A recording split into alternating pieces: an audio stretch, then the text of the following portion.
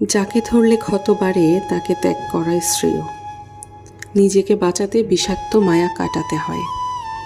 মাঝে মাঝে আমরা এমন কিছু মানুষকে আঁকড়ে ধরে রাখি যারা আমাদের প্রতিনিয়ত ক্ষতবিক্ষত করে। আমরা ভাবি মায়া করলেই বুঝি ভালোবাসা টিকে থাকে, কিন্তু বাস্তবতা হলো কিছু মায়া কেবল যন্ত্রণাই বাড়ায়। নিজেকে তিলে তিলে শেষ করার চেয়ে সেই বিষাক্ত সম্পর্ক থেকে বেরিয়ে আসা অনেক বেশি জরুরি।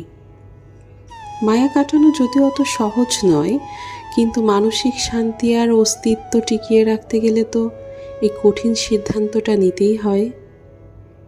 দিন শেষে মানুষ নিজেকে ভালোবাসতে শেখাই হচ্ছে সব থেকে বুদ্ধিমানের কাজ এবং তার একমাত্র মুক্তির পথ।